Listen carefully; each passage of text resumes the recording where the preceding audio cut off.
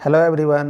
आज मैं आप सबको क्लास 12th के इंग्लिश जो 100 मार्क्स के हैं वो रेनबो उसके ऑब्जेक्टिव क्वेश्चन को सॉल्व करके बता रहा हूँ। ये ऑब्जेक्टिव क्वेश्चन जो आपके 4 विकल्प दिए जाएंगे उनमें से एक सेलेक्ट करने की आवश्यकता है।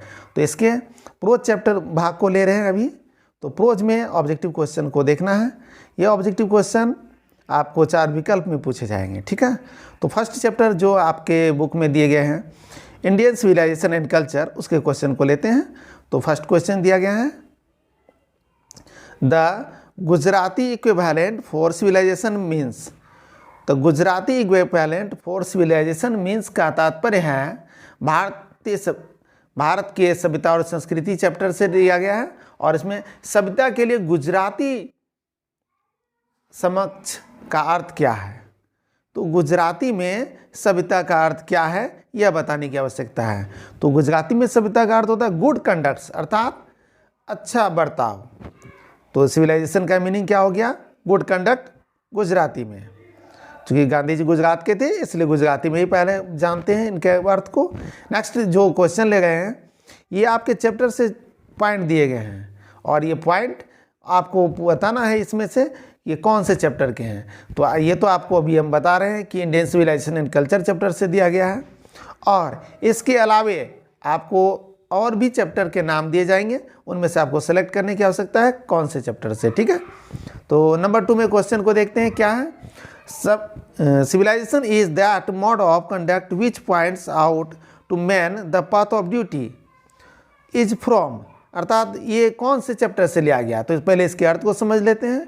इसका अर्थ है सभ्यता आचरण की वह विधा है जो मनुष्य को कर्तव्य पथ की ओर संकेत करती है। तो यह Indian civilisation and culture chapter से लिया गया है। तो नेक्स्ट उसके बाद जो दिया गया the sentence after all there is something is Hinduism that has kept it alive up till. The sentence, after all, there is something is Hinduism that has kept it alive up all. तो alive up till का तात्पर्य यहाँ समझ लें। यहाँ जो है second में जो दिया गया है इसमें इसका अर्थ होता है आखिरकार हिंदू धर्म में कुछ तो बात है जिसने उसे अब तक जीवित रखा है। तो ये कौन से पॉइंट चैप्टर से लिया गया है इसको समझते हैं। तो ये जो लिया गया है चैप्टर नंबर 1 जो है इंडियन सिविलाइजेशन एंड कल्चर से। तो ये सेंटेंस को आप अच्छी तरह से देख लें, ठीक है। इसका मीनिंग को समझ लें। तो इसका मीनिंग क्या था, इसका मीनिंग है आखिरकार हिंदू धर्म में कुछ तो बात है जिससे ने उसे अब तक जीवित रखा है। तो हिंदू धर्म की कौन सी बात है जिसने जीवित रखा है, ये इंडियन सिविलाइजेशन एंड कल्चर में गांधी जी बताए हैं। नेक्स्ट पॉइंट जो है वह है some of the immediate and brilliant result of modern invention are too matter in to resist is from. तो ये कौन से पॉइंट से लिया गया, ये कौन से चैप्टर से है। तो ये भी इंडियन सिविलाइजेशन एंड कल्चर से लिया गया है। इसका अर्थ है आधुनिक आविष्कार के कुछ तत्काल और शानदार परिणाम विरोधक करने के लिए बहुत पागल हैं। अर्थात आधुनिक आविष्कार के कुछ ऐसे आविष्कार हैं जो कि हमें बहुत ही एक्साइटेड बना देता है। तो some of the immediate and brilliant result of modern invention are too maddening to resist. तो ये किससे लिया गया, इंडियन सिविलाइजेशन एंड कल्चर से। आपको सेंटेंस को पहचानने की आवश्यकता है। सिर्फ आपको इसमें 4 ऑप्शन रहेंगे, तो जहाँ ABCD में से जिसमें इंडियन सिविलाइजेशन एंड कल्चर दिया रहेगा उसको सेलेक्ट करना है, ठीक है। इस फॉर्म का तात्पर्य ये कौन से चैप्टर से लिया गया, कहाँ से संकलित है। नेक्स्ट पॉइंट को देखते हैं the more we indulge in our passion the more unbridled they become is taken from. ये किससे लिया गया है। इसका अर्थ है जितना अधिक हम अपने जुनून में शामिल होते हैं उतना अधिक बेलगाम हो जाते हैं। यानी जितना अधिक हम उतावला होते हैं उतना ही ज़्यादा हम अनकंट्रोलेड हो जाते हैं। तो the more we indulge in our passion, the more unbridled they become। तो ये किस पार्ट से लिया गया? इंडियन सिविलाइजेशन एंड कल्चर से। अब नेक्स्ट को देखते हैं। नेक्स्ट जो है, observing all this our ancestors dissuaded us from luxurious and pleasures is from. तो ये कौन से चैप्टर से लिया गया है? तो इसको समझेंगे, फिर इसका मीनिंग को समझते हैं। फिर से सेंटेंस बोल गए, observing all this our ancestors dissuaded us from luxurious and pleasures. तो ये इंडियन सिविलाइजेशन एंड कल्चर से लिया गया है। इसका अर्थ होता है यह सब देखकर हमारे पूर्वजों ने हमें विलासिता और सुखों से दूर कर दिया है। तो यह सब देखकर हमें हमारे पूर्वजों ने विलासिता और सुखों से दूर कर दिया है, अर्थात विलासिता के जीवन को हमारे पूर्वजों ने नकार दिया है, इसलिए स्ट्रगल करते हैं, वो होम रूल को अपनाते हैं। ठीक है, नेक्स्ट पॉइंट को देखते हैं। नेक्स्ट पॉइंट है, I believe that the civilisation India has involve is not to be beaten in the world. I believe that the civilization India has evolved is not to be beaten in the world is from। ये कौन से part से लिया गया है? तो Indian civilisation and culture से। और इसका अर्थ क्या है, इसको समझ लेते हैं। आई बिलीव दैट अर्थात मेरा मानना है कि भारत ने जो सभ्यता विकसित की है वह दुनिया में पिटने वाली नहीं है, अर्थात दुनिया में इसे कोई हराने वाली सभ्यता नहीं है। दुनिया में भारत की सभ्यता जो है सबसे अग्रणी है। ठीक है, तो I believe that the civilisation India has involve is not to be beaten in the world. तो ये लिया गया इंडियन सिविलाइजेशन एंड कल्चर से। ठीक है, 4 ऑप्शन दिए रहेंगे तो उनमें से सेलेक्ट कर लेंगे। ठीक है, नेक्स्ट को देखते हैं। I am thankful to be the best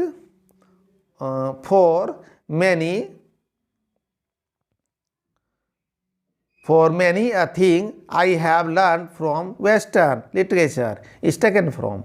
next फिर से समझे, I am thankful to be the best for many a thing I have learned from Western literature।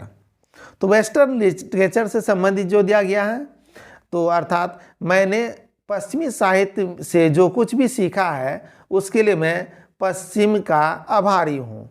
तो आई एम थैंकफुल, मैं आभारी हूँ किसका? वेस्टर्न लिटरेचर का। ये किस में दिया गया है? Indian civilisation and culture. Gandhi ji ही वेस्टर्न लिटरेचर के बारे में एक्सप्लेन किए थे। तो इसके पहले जो अब तक में जितने प्रश्न बताए थे उन सब ही वे सभी के सभी इंडियन सिविलाइजेशन एंड कल्चर से लिए गए हैं। फिर से देख लें, आप रिकैप कर रहे हैं। तो ये है फर्स्ट जो था, India civilization is the mode of conduct which points out to man the path of duty। ये भी लिया गया इंडियन सिविलाइजेशन कल्चर से।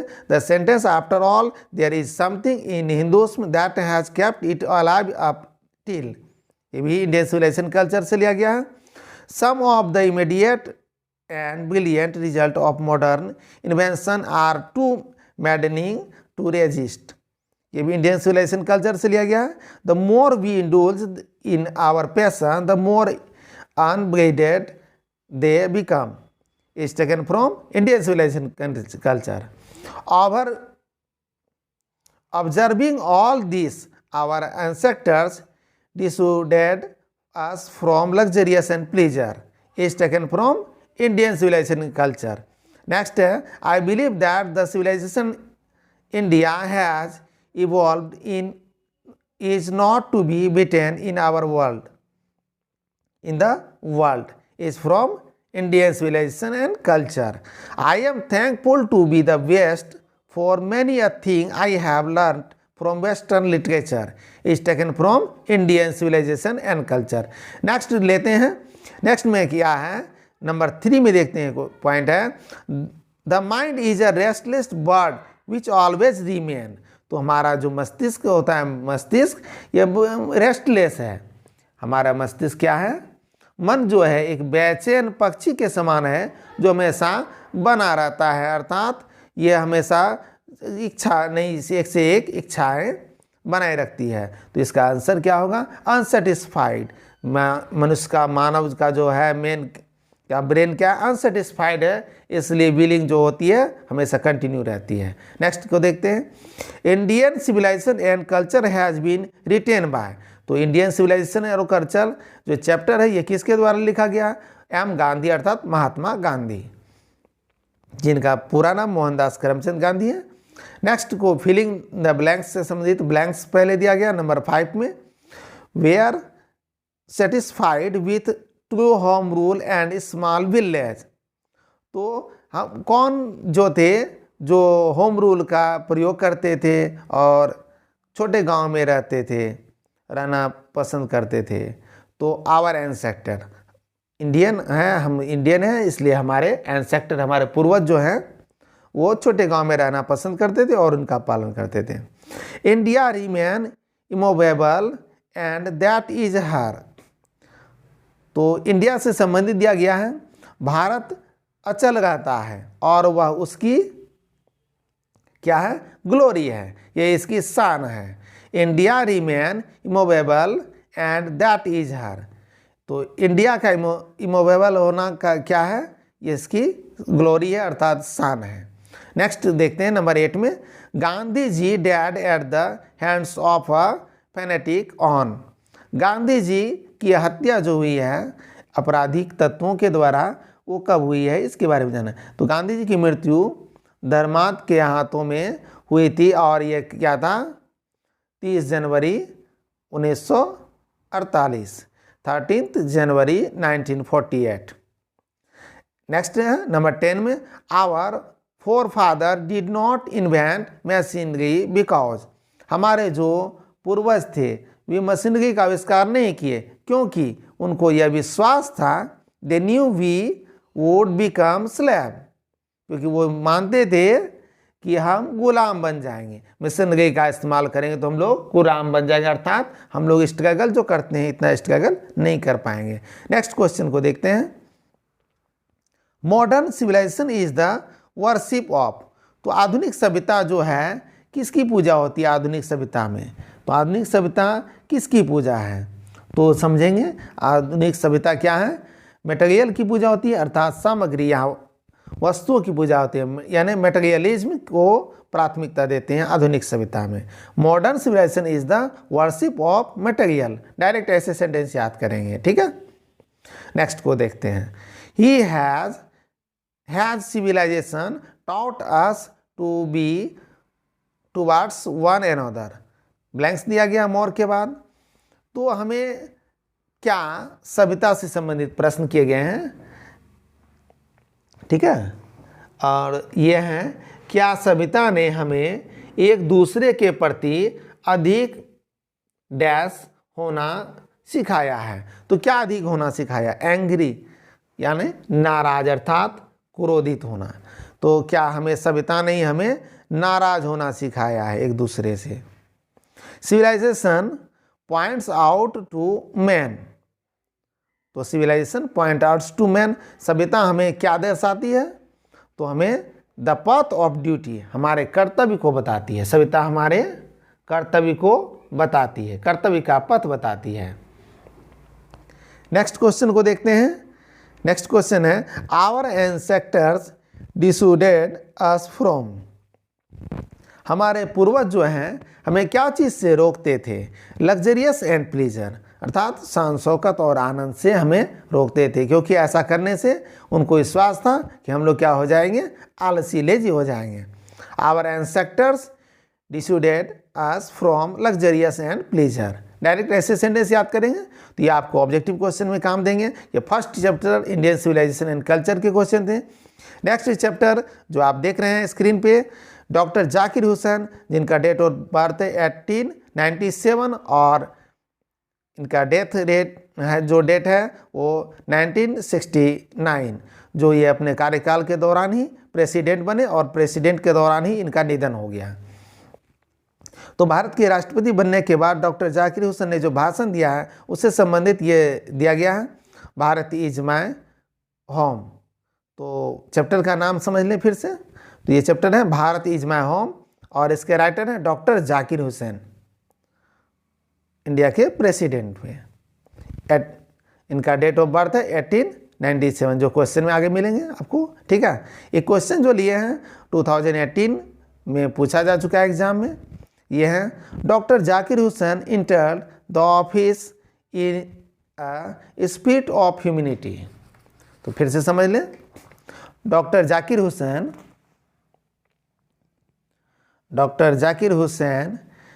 Entered the office in a spirit of humanity. तो इसका तात्पर्य है नंबर फर्स्ट में कि डॉक्टर जाकिर हुसैन ने विनम्रता की भावना के कार्यकाल में प्रवेश किया। तो किस कार्यकाल में कैसे प्रवेश किया? विनम्रतापूर्वक, तो प्रेफुल, प्रार्थना पूर्वक प्रवेश किया। जाकिर हुसैन विनम्रता के साथ ये कार्यकाल में प्रवेश किया, प्रेसिडेंट का पद प्राप्त किए, ठीक है। नेक्स्ट पॉइंट को जानते हैं। Doctor Zakir Hussain has retain the lesson. Doctor Zakir Hussain ने कौन से पार्ट को लिखा है ये बताना है। तो Bharat is my home, chapter क्या है? Bharat is my home. Writer क्या है? डॉक्टर जाकिर हुसैन। नेक्स्ट जो है doctor Zakir Hussain was born in. तो डॉक्टर जाकिर हुसैन का जन्म कहाँ हुआ, इनके बारे में जानना है। तो बॉर्न इन हैदराबाद। क्या जन्म हुआ? हैदराबाद में हुआ। और यदि डेट ऑफ बर्थ का ऑप्शन आता है आपको तो उसमें से सेलेक्ट करेंगे 1897, 1897। नेक्स्ट पॉइंट को देखते हैं, फिर से सुन लें इसको। डॉक्टर जाकिर हुसैन का जन्म हुआ 1897 में और प्लेस है हुआ हैदराबाद। नेक्स्ट को देखते हैं, डॉक्टर जाकिर हुसैन डैड इन। तो डॉक्टर जाकिर हुसैन का निधन कब हुआ, मृत्यु कब हुई? तो इसका डेट है 1969। 1969 में इनका डेथ हो गया और ये प्रेसिडेंट के पद पर थे, कार्यरत थे उस समय, ठीक है। तो डॉक्टर जाकिर हुसैन का डेथ कब हुआ? 1969। और इस तरह से उन्होंने 72 ईयर्स का कार्यकाल अपने जीवन को बिताया है। नेक्स्ट क्वेश्चन को देखते हैं। Doctor Zakir Hussain became the president of India in. तो doctor Zakir Hussain president of India कब बने, इंडिया के प्रेसिडेंट कब बने? तो प्रेसिडेंट बने थे तो उसके दौरान ही वे Bharat is my home speech दिए हैं, अर्थात भाषण दिए हैं। तो नेक्स्ट क्वेश्चन ऐसे भी हो सकता है, doctor Zakir Hussain deliver the speech Bharat is my home in 1967, यानी डेथ के 2 ईयर्स पहले ही वे प्रेसिडेंट बने थे। तो कब भाषण दिए? 1967 ईस्वी में।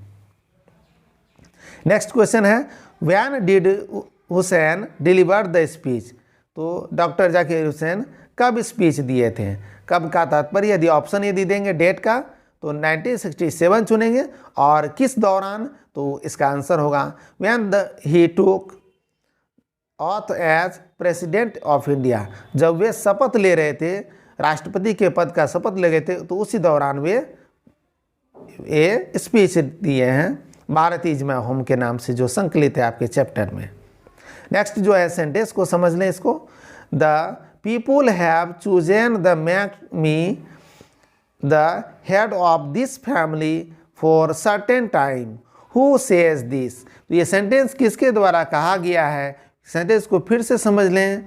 सेंटेंस है the people have chosen to make me the head of this family for certain time.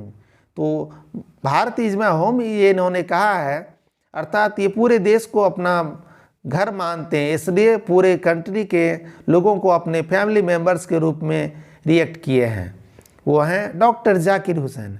तो डॉक्टर जाकिर हुसैन का सेंटेंस है हु सेज दिस। ये सेंटेंस किसने कहा है? डॉक्टर जाकिर हुसैन ने कहा है। यहाँ सेंटेंस का मीनिंग क्या था उसको समझ लेते हैं। लोगों ने मुझे निश्चित समय के लिए इस परिवार का मुखिया बनाने के लिए चुना है। प्रेसिडेंट को, चूँकि उन्होंने खुद को एक भारत को एक फैमिली के रूप में लिया है, पूरे कंट्री को, इसलिए वो प्रेसिडेंट एज अ मुखिया के रूप में अपने आप को प्रस्तुत कर रहे हैं।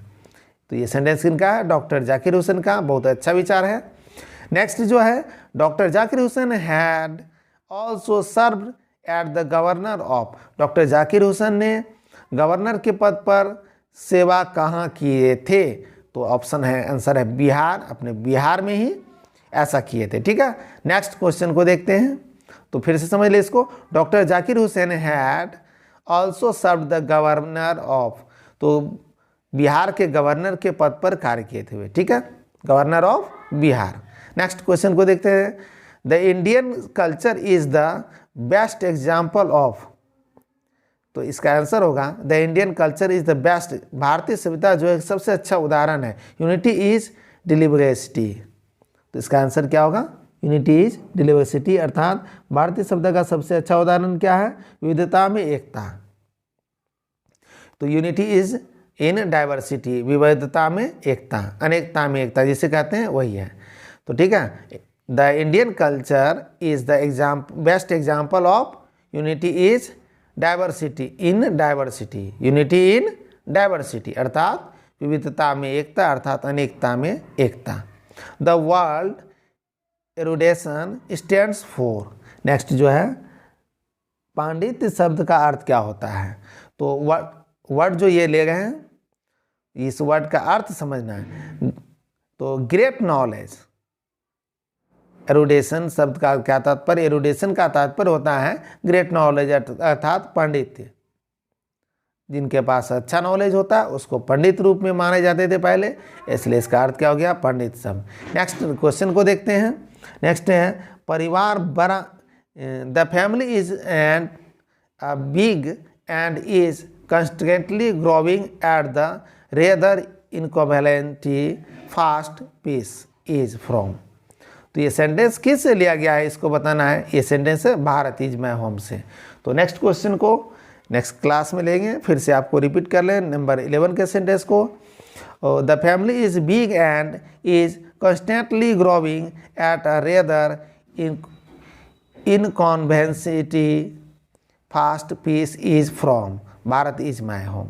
तो ये सेंटेंस किससे लिया गया, भारत इज माय होम। इसका अर्थ है परिवार बड़ा और लगातार असुविधाजनक रूप से तेज गति से बढ़ रहा है। तो यह सेंटेंस है भारत इज माय होम से। तो नेक्स्ट क्लास में नेक्स्ट क्वेश्चन को लेंगे। Okay, thank you, thanks for watching.